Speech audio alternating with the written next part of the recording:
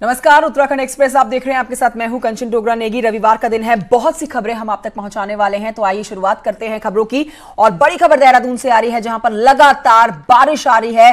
बारिश चल रही है उत्तराखंड में और प्रदेश भर में बारिश जारी होने के चलते देहरादून, टिहरी, पौड़ी में भारी बारिश का अलर्ट जारी किया गया है। कल और आज भारी बारिश का अलर्ट मौसम विज्ञान केंद्र की तरफ से पहले ही जारी कर दिया गया था। 13 से 16 जुलाई तक अब मध्यम गति की बारिश रहने वाली है।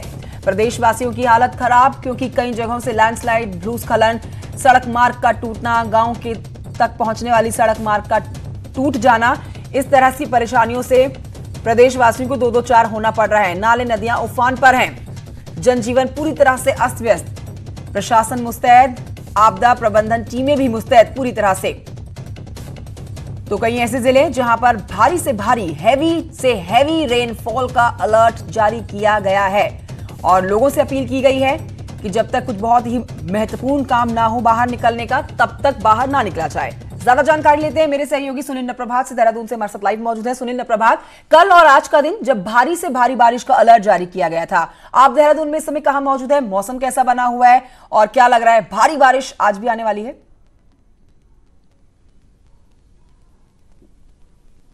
देखिए कंचन, देहरादून में रात भर से बारिश जारी है। वैसे तो पूरे प्रदेश में गढ़वाल से लेकर कुमाऊं तक लगातार बारिश जारी है, लेकिन खासकर मौसम विभाग ने गढ़वाल रीजन के लिए अलर्ट जारी किया है। पौड़ी, टिहरी और देहरादून 3 डिस्ट्रिक्टों को चिन्हित किया गया है। यहाँ पर बताया गया है कि यहाँ पर हैवी से हैवी रेन कुछ क्षेत्रों में हो सकती है। इसीलिए जो डिजास्टर से जुड़ी टीमें हैं, चाहे वो पुलिस डिपार्टमेंट हो या डिजास्टर कंट्रोल रूम की अपनी टीमें हों, उनको अलर्ट पर रखा गया है कि किसी भी आपात स्थिति में वो अलर्ट पर रहें।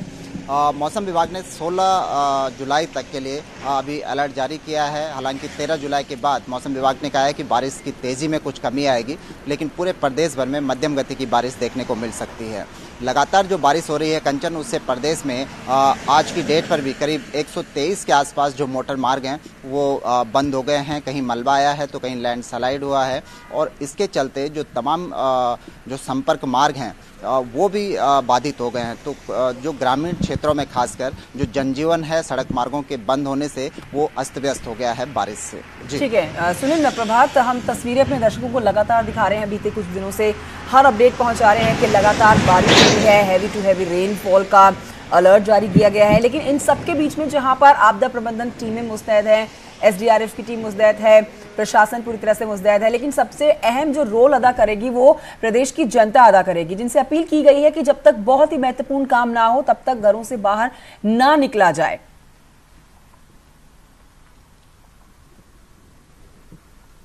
बिल्कुल कंचन, प्रशासन की अपनी तैयारियां अपनी जगह हैं, लेकिन आपदा के दौरान जो तैयारियां हैं उसे रोका नहीं जा सकता आपदा को, लेकिन लोग अगर अलर्ट रहें तो उसके प्रभाव को कम किया जा सकता है। इसी के मद्देनजर समय समय पर अलर्ट जारी होते हैं। एसडीआरएफ की जो टीमें हैं, 4 कंपनी एसडीआरएफ की टीमें हैं, उनमें करीब 32 स्थानों पर जो संवेदनशील क्षेत्र हैं वहाँ पर एसडीआरएफ तैनात की गई है। इसके अलावा लोकल पुलिस है और उस पर भी डिजास्टर मैनेजमेंट की अपनी फोर्सेज हैं जो तमाम जगह ऐसी आपात स्थिति में अलर्ट पर जाती हैं। पीडब्ल्यूडी की जो मशीनें हैं वो तमाम स्थानों पर लगाई गई हैं और अभी भी जो 123 मार्ग बंद हैं उन पर मार्ग खोलने का काम जारी है। लेकिन जिस तरह से लगातार बारिश चल रही है उससे अनुमान लगाया जा सकता है कि अभी शाम होते होते या दोपहर होते होते और भी मार्ग बंद होने के चांस हैं। तो इसके लिए जो पीडब्ल्यूडी की जो टीमें हैं वो तमाम जगह, खासकर करीब 700 के आसपास जो सड़कें हैं जिनको बेहद संवेदनशील घोषित किया गया है आपदा की दृष्टि से बरसात में, वहाँ पर पीडब्ल्यूडी ने अपनी टीमें तैनात की हैं, इंजीनियर्स वहाँ पर तैनात किए गए हैं। तमाम जो ज़िले हैं उनमें कंट्रोल रूम स्थापित किए गए हैं और इसके अलावा एक सेंट्रल कंट्रोल रूम देहरादून में बनाया गया है जो पल पल की अपडेट लेता है कि कहां पर कितनी सड़कें बंद हैं और कहां पर तत्काल मशीनरी भेजी जा सकती है। कोशिश ये है कि जो रिलीफ का टाइम है उसको कम से कम किया जाए। सपोज कहीं पर अगर मार्ग बंद होता है तो कोशिश ये की गई है, एक टारगेट रखा गया है कि 30 मिनट के भीतर भीतर वहाँ पर जेसीबी मशीनें पहुँच जाएँ। सुनील, चारधाम यात्रा को लेकर सवाल कि जहां पर कोरोना के मद्देनजर चारधाम यात्रा को रोका गया था, अब चारधाम यात्रा जब शुरू हो चुकी है प्रदेशवासियों के लिए, तो इस बारिश का असर वहां कैसा पड़ रहा है?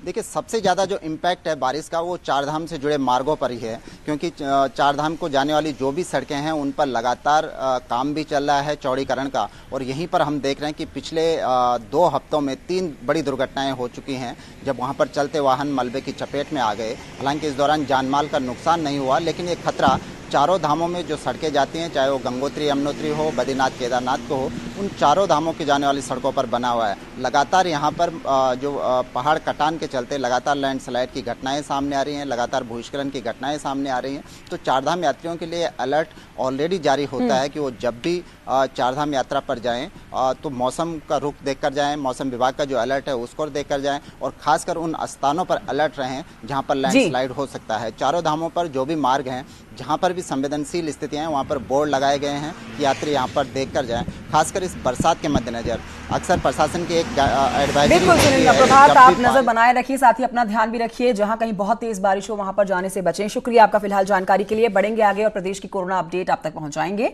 जिसमें उत्तराखंड में कोरोना के अब तक 3,417 केस सामने आ चुके हैं। उत्तराखंड में कल आए थे 45 नए मामले। प्रदेश में कुल एक्टिव केसेस 600 से ऊपर, 623 है इनकी संख्या। देहरादून से 21, उधम सिंह नगर से 14 नए केस आए हैं सामने। अल्मोड़ा हरिद्वार में भी 3-3 नए मामले आए और चमोली से 1, तो वहीं रुद्रप्रयाग में से 1 और टिहरी से 2 नए केस आए हैं।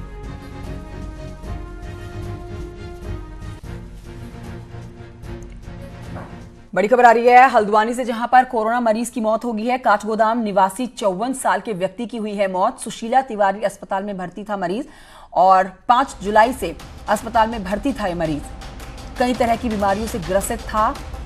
सुशीला तिवारी अस्पताल में ये मरीज भर्ती, जिसकी कोरोना के मद्देनजर मौत हो गई है। कोरोना से संक्रमित 5 जुलाई से अस्पताल में भर्ती कराए गए थे, और कई तरह की बीमारियां इनको पहले से ही लगी हुई थी। तो कोरोना से संक्रमित लोग जो पहले से ही कई और बीमारियों से जूझ रहे हैं, उनके लिए ज्यादा खतरा है, और ऐसे ही 54 साल के एक व्यक्ति की मौत हो गई है। एक और बड़ी खबर आ रही है कोरोना के ही चलते, जहां पर फार्मा इंडस्ट्री बंद है, तो वहीं सेलाकुई फार्मा इंडस्ट्री में 7 कर्मियों की रिपोर्ट आई है पॉजिटिव। अनलॉक 2 में खुली थी ये यूनिट। प्रशासन ने अगले आदेश तक बंद की है ये यूनिट। देहरादून से भी खबर आ रही है साप्ताहिक बंदी के दिनों में किए गए बदलाव। व्यापारियों के अनुरोध के बाद प्रशासन ने किया बदलाव। कई बदलाव किए हैं। डोईवाला के बाजार अब रविवार के बजाय बुधवार को रहा करेंगे बंद। सहसपुर और सेलाकुई में भी बाजार बुधवार को रहेंगे बंद। साप्ताहिक बंदी में वाहनों की आवाजाही की रहेगी छूट।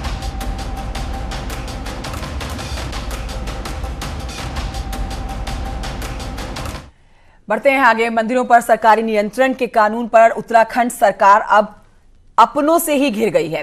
बीजेपी के राज्यसभा सांसद सुब्रमण्यम स्वामी के बाद अब उत्तराखंड में बीजेपी सांसद और दिग्गज नेता अजय भट्ट ने देवस्थानम एक्ट पर सवाल खड़े किए। अजय भट्ट कहते हैं कि राज्य सरकार को इस पर दोबारा विचार करना होगा। नैनीताल से सांसद भट्ट के मुताबिक इस तरह के संवेदनशील मुद्दों पर जल्दबाजी से काम नहीं करना चाहिए। उन्होंने कहा कि इस मामले से विपक्ष को एकजुट होने का मौका मिल गया है। वो एक्ट का विरोध कर रहे लोगों के साथ शामिल हो गए हैं। भट्ट ने कहा कि सरकार को मौजूदा कानून के बारे में एक बार फिर से विचार करना चाहिए। उत्तराखंड के पंडित पुरोहित लगातार इस कानून का विरोध कर रहे हैं। पुरोहितों का ये आंदोलन लगातार जारी है। कांग्रेस समेत पूरे विपक्ष ने इस आंदोलन का समर्थन किया है। वहीं इस पूरे मामले में न्यूज 18 से बातचीत में अजय भट्ट ने क्या कुछ कहा है, आइए आपको सुनाते हैं। नहीं, मैंने जल्दबाजी शब्द नहीं, जरा गौर से देखिए। मैंने कहा कहीं हमसे चूक न हुई हो, क्योंकि सुब्रमण्यम स्वामी जी हमारे वरिष्ठतम नेता हैं, पार्टी के बहुत बुद्धिजीवी माना जाता है, एडवोकेट हैं। वो हमारी सरकार के खिलाफ आगे, अब उनसे हम मत लड़ो भी नहीं कह सकते, क्योंकि प्रोफेशनल मिसकंडक्ट होगा। कोई अगर डॉक्टर के पास जाता है, डॉक्टर कहता है मैं नहीं देखता हूं मरीज को, वकील के पास जाता है, वो कहेगा मैं केस नहीं लेता हूं, तो ये प्रोफेशनल मिसकंडक्ट है। वो भी हम नहीं कह सकते। इधर हमारी सरकार है, तो ऐसी स्थिति बड़ी कार्यकर्ताओं से लेकर हम लोगों के बीच में बड़ा दिक्कत हो रही है। इस समय कोरोना काल चल रहा है, तो कोरोना काल चल रहा है, वैसे भी हमारे यहाँ इस समय कोई आ नहीं रहा है मंदिरों में। मैंने तो एक सुझाव दिया अपना कि ये कोई विषम या गलत स्थिति को टालने के लिए हम लोग अगर चाहें तो इस समय कुछ दिनों के लिए इसे स्थगित कर दें, और जो गलतफहमियां हैं वो गलतफहमियों को किससे दूर करें। हम एक्ट बनते हैं, एक्ट फिर उसको ठीक भी किया जाता है, उसमें संशोधन भी होते हैं, हमारा लचीलापन हो। मैंने तो एक सुझाव मात्र दिया है, मैंने ये नहीं कहा कि गलत किया, सरकार ने अच्छाई के लिए काम किया, भलाई के लिए काम किया, लेकिन बुराई हाथ आ रही है, लोग उसमें एकजुट हो रहे हैं। कांग्रेस के लोग रोज उधर, तो हमारे कांग्रेस के लोग कहते हैं वाह त्रिवेंद्र जी 5 साल तक बड़े रहो, वाह अजय भट्ट जी बहुत अच्छा कर रहे हो, वाह फलाने जी अच्छा कर रहे हो, और पीछे पीछे इस तरह की बातें करते हैं, हमारे एक्ट को उसको पब्लिक मुद्दा बनाते हैं। तो इसलिए ऐसे में हमको बहुत सोच समझ के काम लेना होगा, क्योंकि चुनावी वर्ष भी है। हम गलत तो हम करते नहीं, किसी पुरोहित के लिए कहीं पर गलत हो ऐसी विचार हमारे नहीं थे। सरकार के होते होते होते समझा नहीं पाए या कहाँ कमी रही जो एकजुट होने का मौका आया, और हमारी ही पार्टी के इतने दिग्गज नेता हमारे ही खिलाफ खड़े हो गए, तो इसमें थोड़ा कष्ट होता है। हमें क्या, सभी कार्यकर्ताओं को कष्ट हो रहा है। इसलिए मैंने कहा कि अगर कोई फिलहाल कोरोना काल तक स्थगित रहे, कोई वहां पर आ नहीं रहा है, या फिर उसमें कोई और हमको संशोधन करना पड़े, तो उसमें गुरेज नहीं करना चाहिए हमको, हमें लचीला होना चाहिए। ये तो मेरा एक सुझाव मात्र है। जी अजय भट्ट जी, अब मामला कोर्ट में है, तो क्या आपको लगता है कि अब इस कानून पर पुनर्विचार किया जा सकता है? नहीं, सब जुडिस है मामला, वो बात सही है, लेकिन गवर्नमेंट किसी भी समय कोई भी कर सकती है। कोर्ट में है तो उसमें दिक्कत थोड़ी है, हम लोग कुछ भी कर सकते हैं। तो अगर करना चाहें, बाकी कोर्ट की मर्जी, कोर्ट तो उसकी तो जो आदेश आएगा वो तो हमारे सर माथे पर होगा, कोर्ट का जो आदेश होगा, इसमें कोई दिक्कत नहीं है। अगर कोर्ट जो कहेगी, सब जुडिस मामला है। इसीलिए तो मैंने कहा मैं सुब्रमण्यम स्वामी जी के बारे में कुछ बोल नहीं सकता हूँ, न सरकार के बारे में बोल सकता हूँ। चाहे चाकू भुजे पर गिरे या भुजा चाकू पर गिरे, कटना संगठन को ही है। हमारी सरकार है, हमारा संगठन है, सुब्रमण्यम स्वामी हमारे हैं, और उधर सरकार हमारी है। तो सारे लोग असमंजस में हो गए, क्या बोले क्या न बोले। इसलिए मेरे मन में जो उद्गार आए, तो मैंने कहा ये कोई गलत स्थिति को टालने के लिए कल को हम ऐसा भी कर सकते हैं। हमारे पास ऑप्शन है, जैसे हम कहते हैं कि कोई ऑप्शनल रेमेडी आपके पास है, कानूनी शब्द है, हाँ हमारे पास है, हम कुछ भी कर सकते हैं। हम गवर्नमेंट। और आपको बता दें कि बीजेपी सांसद सुब्रमण्यम स्वामी भी इस मुद्दे पर राज्य सरकार के खिलाफ हैं। उन्होंने हाईकोर्ट में इस कानून के खिलाफ याचिका को भी दायर किया हुआ है, जिस पर दोनों पक्षों की दलीलें पूरी हो चुकी हैं। अब हाईकोर्ट का फैसला आना बाकी है। देहरादून में संस्कृति विभाग 65 करोड़ की लागत से एक ऑडिटोरियम और म्यूजियम तैयार कर रहा है, जिसका शनिवार को सीएम ने निरीक्षण किया। 1000 लोगों की क्षमता वाले इस ऑडिटोरियम का 95% काम पूरा हो चुका है। इसके अलावा art gallery, meeting hall, conference hall भी तैयार किए जा रहे हैं। ग्रीन बिल्डिंग कॉन्सेप्ट पर बन रहा ये ऑडिटोरियम 2518 स्क्वायर मीटर में बना हुआ है। देहरादून में बन रहे ऑडिटोरियम और म्यूजियम का ये निरीक्षण किया गया मुख्यमंत्री के द्वारा। शनिवार को 1000 लोगों की क्षमता वाले इस ऑडिटोरियम का 95% काम पूरा हुआ। आगे बढ़ते हुए आपको बताएं, बीजेपी के राष्ट्रीय मीडिया प्रमुख और उत्तराखंड के राज्यसभा के सांसद अनिल बलूनी की पहल एक बार फिर से बड़ा असर दिखाते हुए नजर आई। रामनगर की धनगढ़ी नाले पर पुल बनाने का रास्ता बिल्कुल साफ हो गया है, क्योंकि अनिल बलूनी ने पिछले साल नाले पर पुल बनाने के लिए नितिन गडकरी को चिट्ठी लिखी थी, जिसमें अब नितिन गडकरी का जवाब आ गया है। नितिन गडकरी ने पुल के निर्माण को लेकर जानकारी दे दी है, बताया है कि पुल के लिए टेंडर की प्रक्रिया शुरू होगी। आपको बताएं कि धनगढ़ी नाला बरसात के समय विकराल रूप लेता है, जिसमें हर साल कई वाहन बह जाते हैं, कई लोगों की जान जाती है। पुल के निर्माण को हरी झंडी अब मिल गई है। स्थानीय लोगों ने खुशी जाहिर की। नाला कई वर्षों से ऐसी कई जनप्रतिनिधि आए, सरकारें आई और गई, उसके बाद भी इसका निर्माण नहीं हो सका। कई जनहानि होती थी। इससे पूर्व भी 3 जो है यहाँ पर पर्यटक विगत वर्ष से जो है डूब गए थे। उस दिन ही बलूनी जी ने निश्चय कर लिया था इस पुल को बना के रहूँगा, और आज उनके प्रयासों से 9 जुलाई को नितिन गडकरी जी ने उनको अवगत कराया है कि इसकी टेंडर की प्रक्रिया जारी हो गई है। अक्टूबर-नवंबर यहाँ इसका काम भी प्रारंभ हो जाएगा। यूं ही नहीं, उत्तराखंड का देवदूत अनिल बलूनी जी को कहा जाता है। उनके प्रयासों से चलिए आगे बढ़ते हैं। हरिद्वार की खबर, जहां कर टूटी हुई सड़कें और गड्ढों को लेकर राजनीति चरम पर है। बीजेपी और कांग्रेस एक दूसरे को जमकर दोषी ठहरा रहे हैं। हद तो तब हो जाती है जब मंत्री मदन कौशिक के खिलाफ प्रदर्शन कर रहे कांग्रेस के कार्यकर्ता विरोध में बीजेपी कार्यकर्ता उतर आए और प्रदर्शन के दौरान दोनों गुट आमने सामने आ गए। बस फिर क्या, दोनों गुट एक दूसरे के विरोध में नारेबाजी करने लगे और इस दौरान जमकर पोस्टर फाड़े गए। कांग्रेस गुट का नेतृत्व मेयर अनीता शर्मा के प्रतिनिधि अशोक शर्मा कर रहे थे, और दूसरे गुट का यानी कि बीजेपी पार्षद शुभम मेंदोला बीजेपी की तरफ से अहम भूमिका निभा रहे थे और इस दौरान मेयर पति अशोक शर्मा ने हरिद्वार में टूटी सड़कों और जल भराव के लिए शहरी विकास मंत्री मदन कौशिक को जिम्मेदार ठहराया। जनता को जगाने का काम कर रहे हैं, हम उन्हें याद दिलाने का काम कर रहे हैं। पिछले साल मंत्री जी ने क्या वादा किया था आपके बीच, पूरी फौज थी उनकी, लाव लश्कर था उनके साथ, अधिकारियों की टीम थी। वो अधिकारी भी मुर्दा है मुझे लग रहा। मंत्री जी तो माल खा ही रहे, लेकिन अधिकारियों की भी संलिप्तता है, अधिकारियों की भी आत्मा मर चुकी है। जनता त्राही त्राही कर रही है। जो है आए दिन जो है खाली अपना राजनीतिक पृष्ठभूमि तैयार करने के लिए जो है रोज आए दिन ड्रामा कर रहे हैं, कभी कहीं जा करके कभी कहीं जा करके। और आज उनका कहना यह है कि संदेश नगर में जल भराव की समस्या है, जिसके वेलकम बैक। उत्तराखंड एक्सप्रेस आप देख रहे हैं। खबर आ रही है बागेश्वर से, जहां पर किशोरी की आत्महत्या का मामला सामने आया है। कांडा गांव से खबर, जहां पर एक किशोरी की आत्महत्या की खबर है। गर्भवती किशोरी के पिता ने ही की थी हत्या। लोकलाच के चलते की गई थी किशोरी की हत्या। 16 हफ्ते की गर्भवती थी ये किशोरी, पोस्टमार्टम रिपोर्ट में हुआ खुलासा। गुलदार को आखिरकार नरभक्षी घोषित कर दिया गया और इसी पर आपको अपडेट दे दें कि महिलाओं को मारने वाला गुलदार अब नरभक्षी घोषित हुआ है। काठगोदाम की 2 महिलाएं बन चुकी है इस गुलदार का निवाला। 23 जून को सोनकोट गांव में निवाला बनी थी पहली महिला। शनिवार को गोला बैराज में रहने वाली एक महिला को गुलदार ने फिर मार गिराया था। शनिवार को ही एक ग्रामीण पर झपट चुका है गुलदार।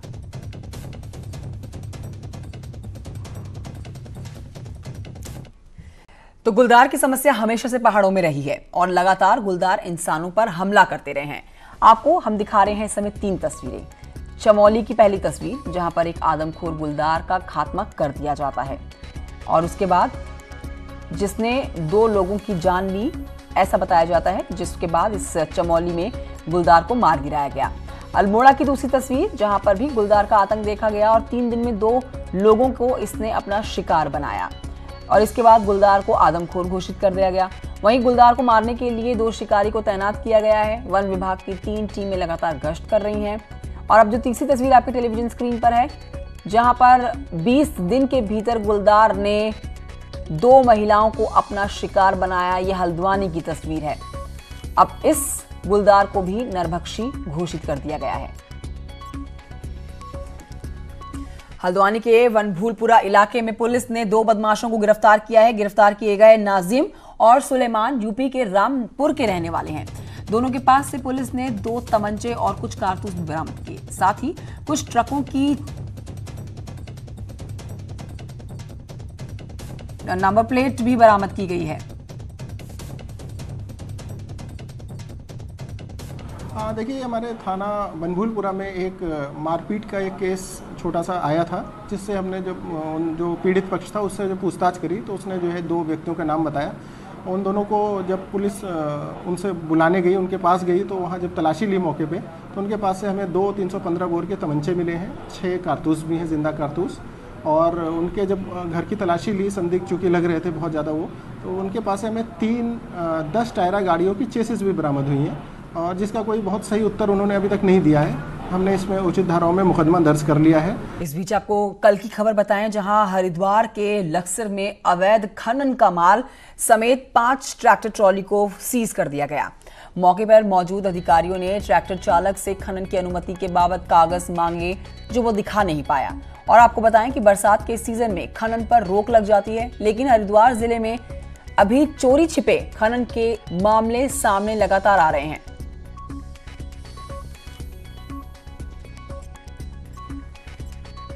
अगली खबर देहरादून से, जहां पर न्यूज 18 ने कुछ दिनों पहले खबर दिखाई थी और देहरादून के कूड़ा डंपिंग यार्ड में किस तरह से बच्चे बिना मास्क और ग्लव्स के कूड़ा बिनने का काम कर रहे थे और इसी के बाद नगर निगम ने संज्ञान ले लिया। 50,000 का जुर्माना कार्यदायी संस्था पर लगा दिया।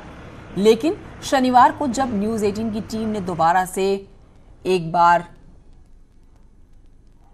विजिट की तो कारगी चौकी स्थित कूड़ा डंपिंग जोन पर पहुंची और देखा कि जस की तस हालत बनी हुई है।